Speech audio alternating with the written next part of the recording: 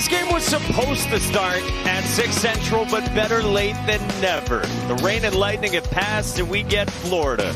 The reigning runner-up finally playing like it against the number 3 team in the country. Texas A&M is recommitted to who he is. Swing and a miss.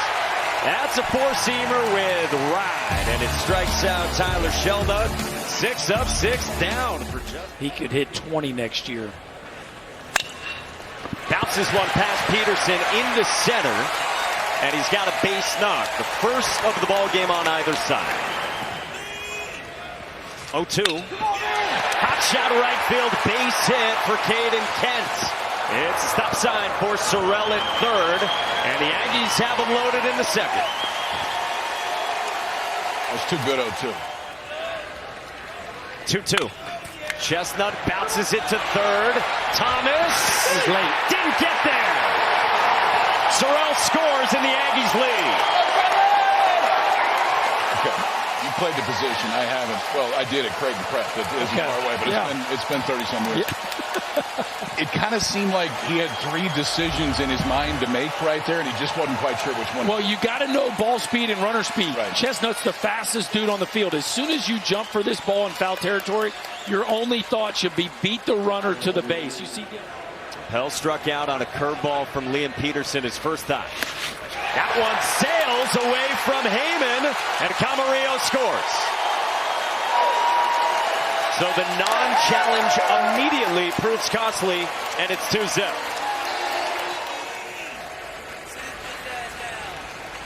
Lampkins 3-2. Swing and a miss. Got him. Goes off speed in the dirt and punches out Cade Curlin.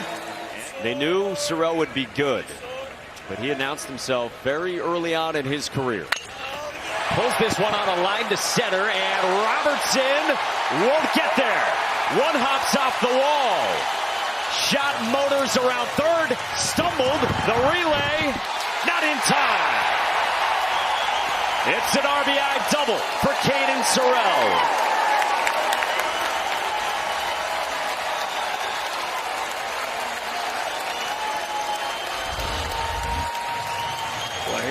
Here is a fastball that just right down Broadway, a touchdown, but literally center cut. And you talk about dropping the barrel on a baseball, 105 miles an hour right over the head of Michael Robertson. And boy, is he struggling to get around the bases there, boys. Hayden Schott laboring to get home.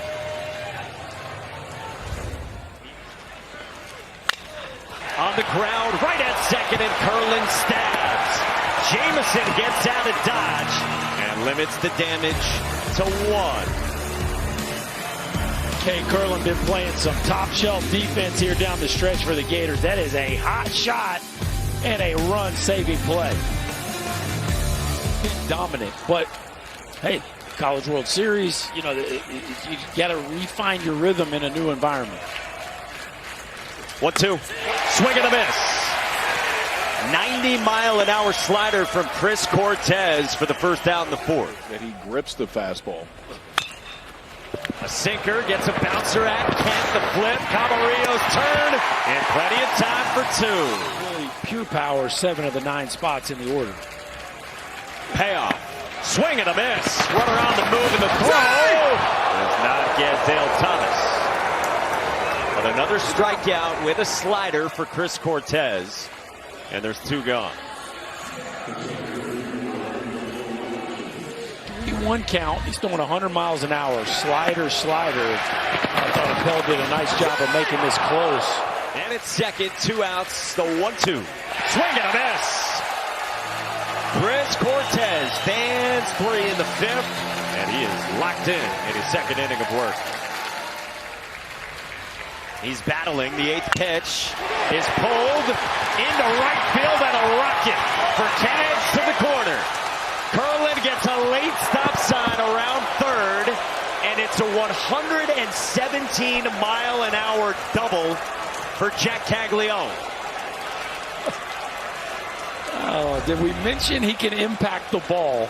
A hanging breaking ball, and really, like, this is a miracle this ball doesn't get launched onto the concourse. Only 12 degrees of launch. Just a really flat move through the back of this baseball. But 117 now matching Christian Moore as the hardest ball hit here at the College World Series so far. And two aboard. 2-2. Swing and a miss. One gone. Chris Cortez is 0-2. Swing and a miss. Karams away. Curlin will not move, and Jackson Appel taps the K.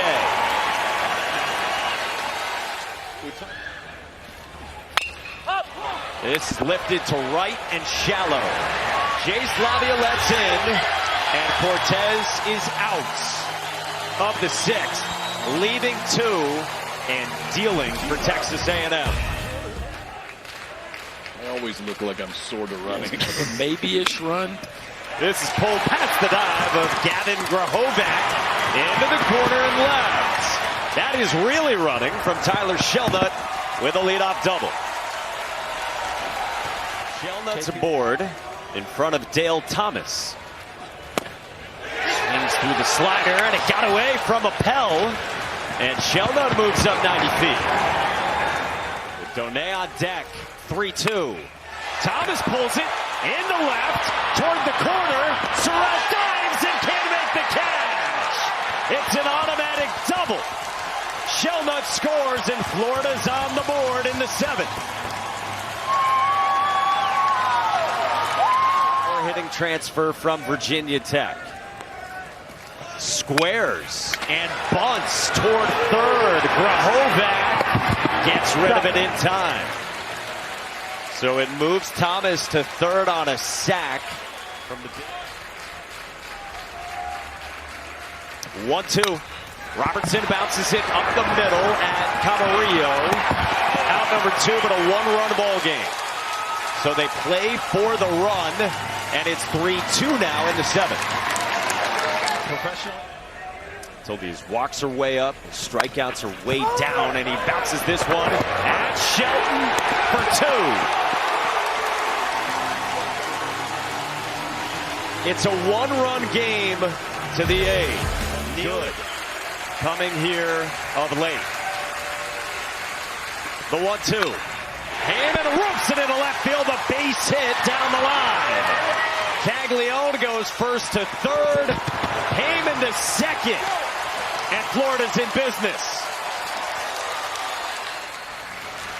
The 7th pitch is outside, and they're loaded.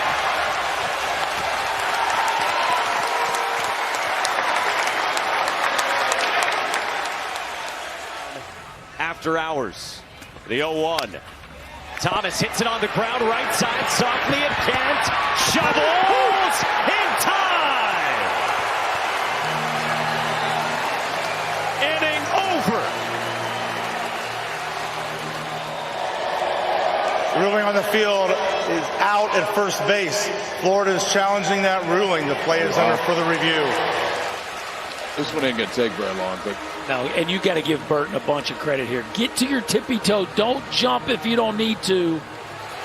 The Aggies serving as their own replay crew. They know the verdict here. After further review, the ruling on the field of out is confirmed. Florida has used their last challenge and has none remaining for the game. Agreed. Pulls in the interim to right, but run down by Ashton Wilson. Makes a fine play on a rocketed 109 off Sorrell's bat. Boy, have a night, kid. And this is a rough league because this ball is scorched, and Ashton Wilson just, you talk about getting a great jump on a ball. a perfect route. I mean, that ball is smoked, and the drop step and then track it and reach it to finish it off. But he was right on time, like just, you know, not the best threat in this lineup to hit a homer, make Aschenbeck land that breaking ball. Backside in the hole, and Robertson's on. Tying run aboard for the Gators in the 9th inning. He doesn't, do you? Curlin strokes it in the air to right. Laviolette backs up and makes the catch. Wow!